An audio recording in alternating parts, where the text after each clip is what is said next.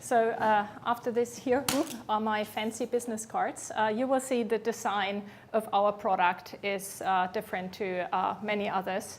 I'm a big fan of Clay Christensen, who is the guy who said then the next big thing in tech will look like a toy.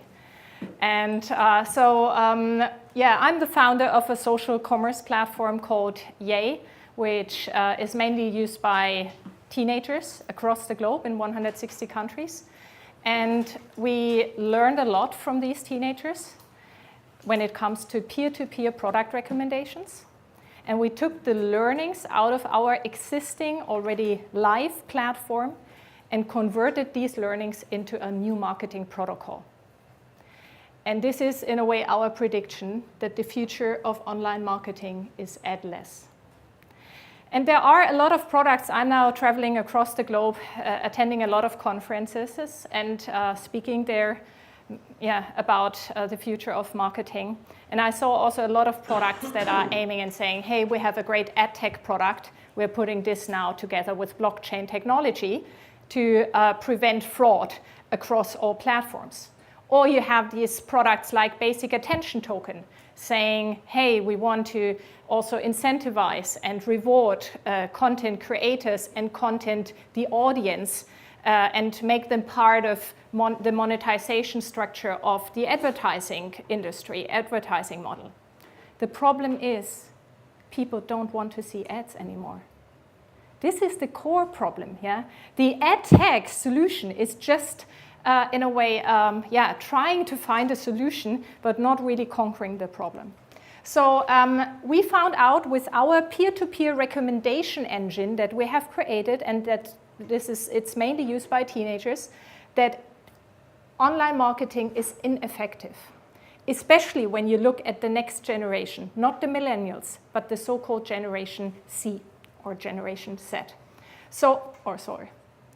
Going back. So there are 237 billion spent in online advertising. Don't know why it's not playing the other.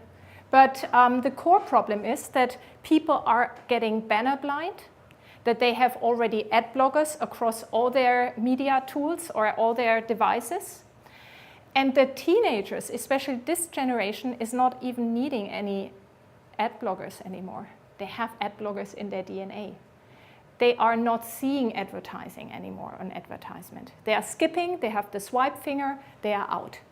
And so this whole amount of money that is spent every year is wasted. It's just not getting to the end consumer anymore. And this is the opportunity. At the same time, there is a lot of user-generated content out there. 200 billion user-generated content pieces are made every day on all social networks publishing platforms. And 1% is peer-to-peer recommendation content. It's already happening. It's an existing habit. 2.1 billion word-of-mouth recommendations to brands and advertisers are available, but they are like gold beneath the earth. You need to dig them, you need to find them, because it's happening on such a huge scale, but also in a micro environment between friends. And even me not being a teenager, I'm in a restaurant making a picture of food, sending it to my friends on WhatsApp, and they are booking a table in the restaurant. And so it's happening with everyone already across all social channels and messaging apps. And we are now, with our new protocol, marketing protocol, tapping into this, making peer-to-peer product recommendations recordable through blockchain, traceable, and therefore valuable for brands. And if you think about word of mouth marketing, what's the potential? It is totally clear that there is no more effective marketing tool existing than a real good, honest recommendation.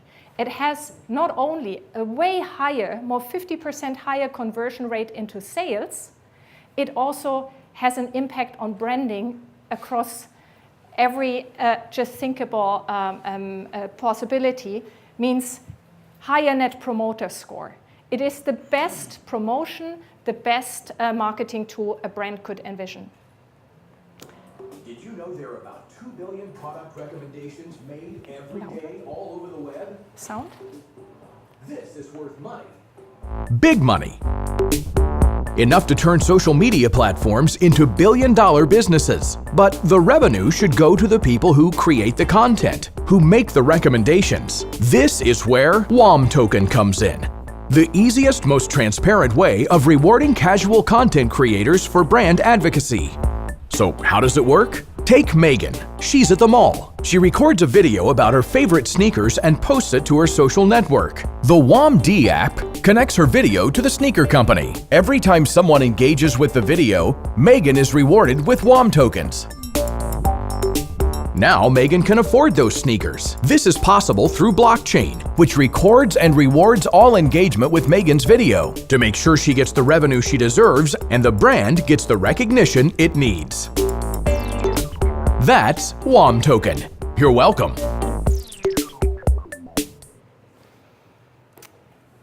So, but it's going far beyond just measuring engagement.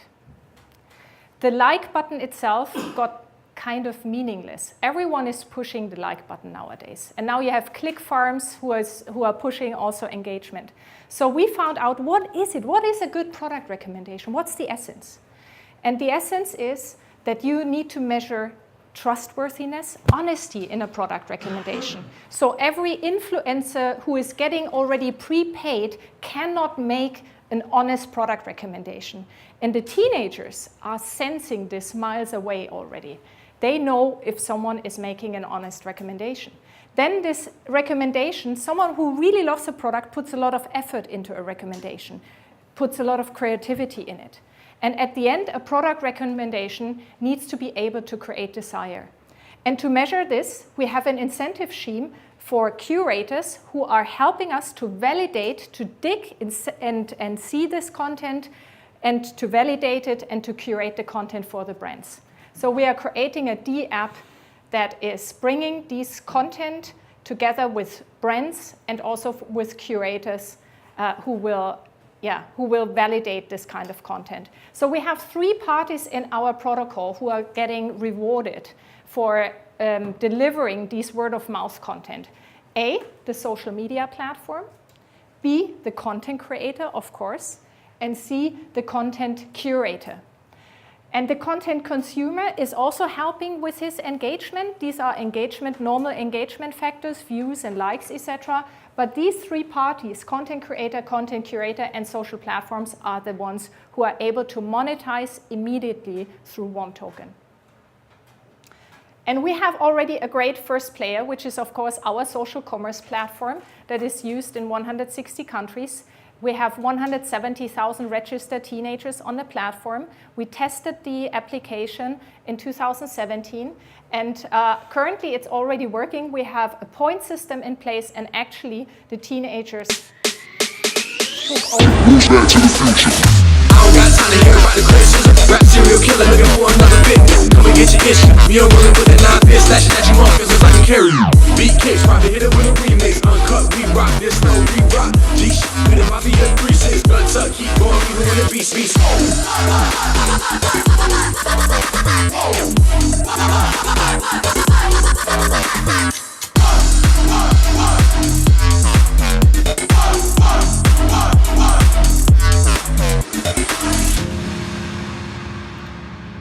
So, and I'm laser focused on the teenage crowd. Teenagers are crypto secret allies.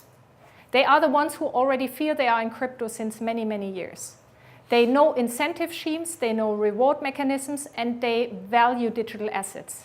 It's not like millennials who grew up on the rise of social media and gamification. They know it, and so I created the youngest advisory board a company ever had. I have 10 fabulous teenagers who are entrepreneurs, who are already in the Forbes list, 30 under 30 when they were 14, and advising me on product strategy. And so they said, hey, you need to tokenize something here. We start off with the Yay application as a first application to implement the token. So the token from issuing, from the point when it's issued, it will be frictionless immediately in our application.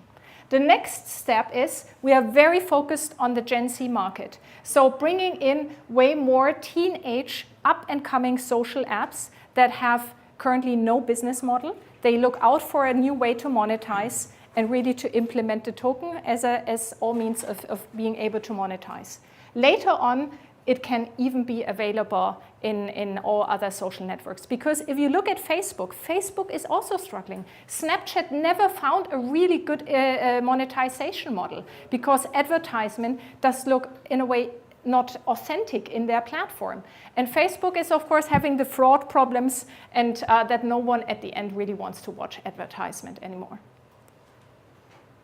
So our roadmap is we're planning the token generating event in end of October, beginning November. It will be immediately in the Yay app. We are already then launching the D-app alpha in Q4. And then it's, of course, a roadmap in steps because we have to learn how people might create fraud even on our platform, spam the system with content to immediately make tokens. And then we can implement it in more social platforms.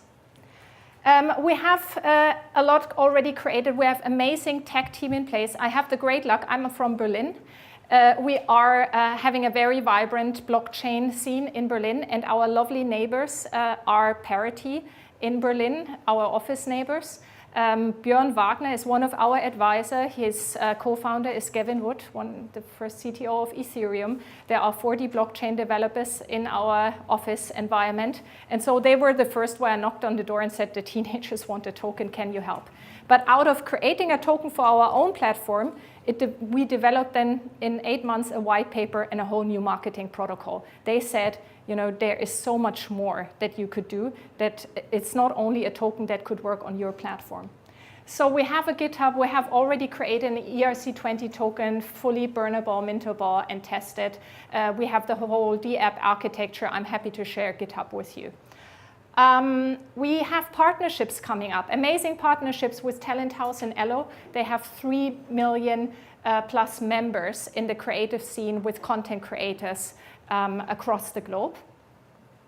I have an amazing team. We are not this kind of ICO with a distributed team of 7 people. We are already more than 30 people because we are kind of what I learned in Asia, they call it reverse ICO. We have already a company, we have already a platform, and then we went into blockchain and tokenizing and creating a protocol. So we have people from ex-Wirecom, ex-Warner Brothers, really people from the whole marketing and media scene, and yeah, great people on board in technology. We are selling 35% of tokens in a token generating event. And 35%, and this is now very important, is the percentage that is there for value creation, rewards, economic scaling. And these tokens will be emissioned in reward systems over, of course, a longer period of time. But this is the great thing. We are opening up influencer marketing to everyone, and we will be able to incentivize and reward content creators and platforms from the first moment. And so how is this adding value to the WOM network? So what is very important, content curators and content creators need to stake tokens. A content creator needs to stake tokens to say, hey, I'm an honest recommender. You can trust me.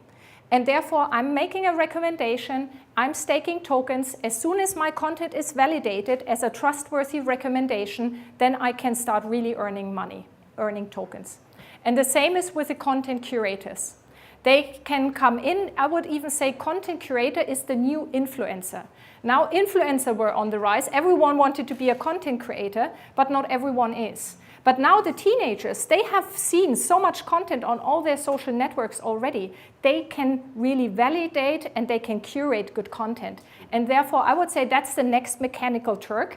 Instead of having purely content curator influencers, you will also see a lot of content curators as influencers. And so the more content comes into the WOM ecosystem, the more valuable it is for brands. And so the brands will be able to come into a campaign manager where they can see all the brand-related content and where they can decide to put a link behind the content, or to incentivize the content to even get more reach and put advertisement spent on each piece of content. And so I would say the content or the value is rising because you have more people on the platform creating and curating and staking tokens, while more brands are dying to get access to user-generated content, and the demand in a way is rising, while the stake tokens is also rising. And so you have a decreasing in the circulating supply, and this is where the token, of course, finds appreciation and in the end gains also in value.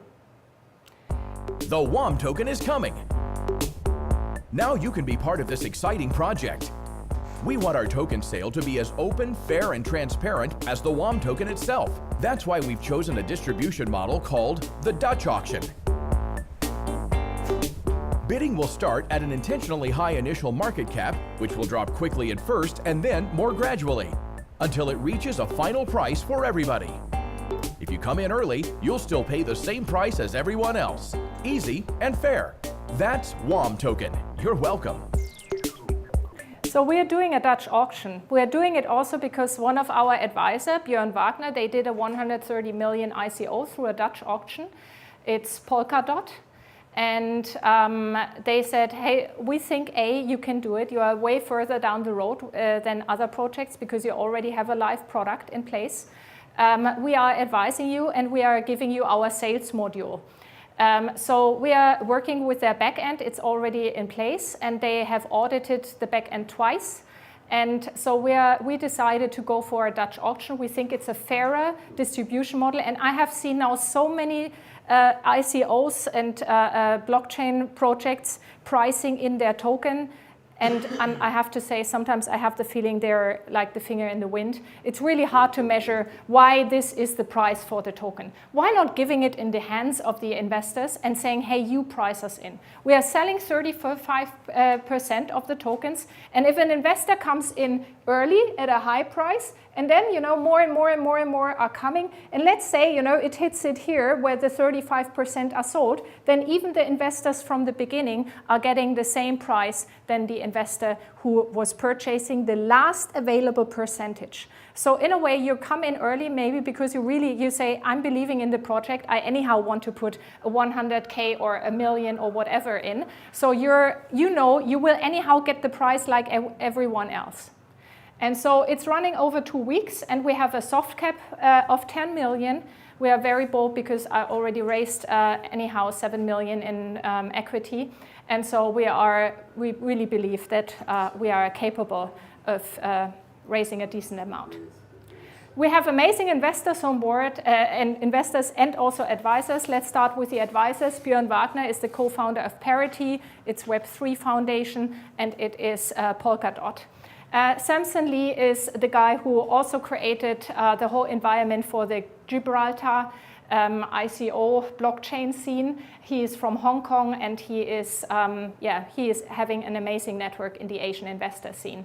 Hartesh Svaini is one of the top-notch smart contract auditing companies, Hosho, the president and co-founder. He is one of the guys in blockchain security and cybersecurity. You can barely find him on any ICO as advisor, and I'm very, very proud that I could gain his trust in the project. We have some more. Jan Deneke, who is a German entrepreneur doing the Kodak coin. I met him beginning of the year at around CES, and we thought there is a lot of room for collaboration. His coin is handling the licensing. Ours is doing the further monetization of content. And we have people, he's doing the ICO Competence Center for Ernst & Young in German-speaking markets. Kwasi is the former digital head of PDD and all PDD's brands, very knowledgeable in the influencer scene, music scene. We have one of the very young CEOs here. He is running one of the most successful Snapchat influencer agencies. And we have an ex-top lawyer from Microsoft and executive counsel also of Akamai, who is in blockchain since kind of the beginning. So we have amazing advisors. A new advisor who I warmly welcome is Richard Wang. He is one of the partners of the Dragon Draper Fund in Asia. I met him, he got very interested in our project, read the white paper, our economy paper, and said, I really want to help you now in Asia with partnerships, with exchanges, with everything. And we have amazing backers in Yay and WOM. So we have venture capital already on board of it from Germany. Grazia is one of the little dinosaurs in the German venture capital scene, doing venture capital since more than 15 years. Mountain Partners is one of the big Swiss funds. K-Invest is one of the very big family offices in Europe. It's coming out of a mail order service company with a billion business. And then we have also some San Francisco and LA funds, Happy Street Ventures, ex-Oprah Winfrey co-founder, co-partner, and she created an entertainment company and has also a venture capital arm in it. And Sarko is ex-Google guys, also coming here from San Francisco. We have amazing angel investors also backing it. It's Varsha Rao, former COO of Airbnb. She's now COO of Clover Health, one of the top new unicorns in the healthcare segment. We have Ken Hertz, who is one of the top angels from Los Angeles, and he is a celebrity lawyer. So he has a great network into the whole media influencer celebrity scene. And we have Elio Leonischetti. He was the former CEO of EMI Music and has his own fund in Luxembourg. This is one of the biggest crypto investors in Germany, Thomas Hessler. Conny Birsch was Angel of the Year in Europe, one of the top angels, and Erhard Schöwe is a non-executive board member of Coty, the big cosmetic company, and he was the former CEO of Reckitt Benckiser, which is a Procter & Gamble competitor. So we have really strong backers in the system in our company. So private pre-sale offer. So we are now starting with the private pre-sale. We did a pre-ICO equity round that closed. I have to say, the market and a lot of investors were now very keen to get more equity. So we reopened the equity opportunity also for some Asian investors who just asked to come into equity. You would need to talk to me separately if this would be more of interest for you. But we are giving now in the private pre-sale a 30% bonus to the investors who want to join. And I'm also happy because I'm here part of the wonderful Michael Coin Agenda family to make a very special offer for the investors which are coming through to you. So talk to me if you're interested in the bonus structure. And we are very eager to go in end of October, November. This is a Maltese entity. So we incorporated in Malta. I'm very much promoted and helped and supported from the Maltese community, from governmental structures. Really, everyone is very supportive. I'm going to speak at the Delta Summit, which is beginning October, where Tim Draper is also coming. And I'm also going to speak at the Malta Blockchain Summit, which is beginning November. So somehow in between, we are going to start with our ICO, with the token generating event. Thanks for listening. I'm happy to answer questions. Great presentation, though, Millie. I didn't realize how many of your advisors I personally know. It's like about 10 of them. Okay, so questions for Melanie? Do the social media companies have to do anything to approve people monetizing their content? So the social media companies, at the end, if they want to monetize through WOM, their content goes also at the end in the D app. Yeah, so it feeds into the D app where the curator system will validate it. And as soon as it's validated as a good, honest, quality product recommendation and can be made available for brands to put links behind it, to further advertise with it, then they can start monetizing with it. So the only thing is they, of course, need to integrate our protocol to be able to monetize. And that's why we are so laser focused in the beginning on the teenage segment, on the up and coming social networks. Because I know a founder of a new social platform that has already 600,000 daily active users, mainly teenagers. No monetization yet. Yeah? These are very often very young CEOs, 19, 20 something CEOs, having already a great product in place, but they haven't thought about monetization yet. So we are coming exactly in this segment. And when we will show that all these segments work, it's a great use case, then of course we can go also to the bigger ones and say, hey, here is our protocol, do you want to work with it? Can you survive if Facebook doesn't get on board? I mean, the thing is, we need to know where we are currently in blockchain. Facebook cannot really work with blockchain, yeah? I mean, we are here in an infrastructure, so this is the chance for the young and up-and-coming social networks to come out with a real blockchain product. I mean, even the question would be, will Facebook ever want to do something decentralized? Yeah? So we can come up with a solution that they would potentially not come up with. And then when the time, look further down the road in 2, 3, 5 years, when blockchain infrastructure is at a better stage, then, it can take more traction. Then we already have shown a great use case. Why shouldn't they take it? The thing is about the WOM, it's really made for kind of, at the end, potentially being a DAO. Yeah? For really, this is created in a real blockchain decentralized manner. Yeah? But just in the way we are creating it is, that's why it's so possible for the big social networks at the end to take it over. We also haven't called it Yay Coin, like our platform. WOM, word of mouth, could be, on any platform, no branding.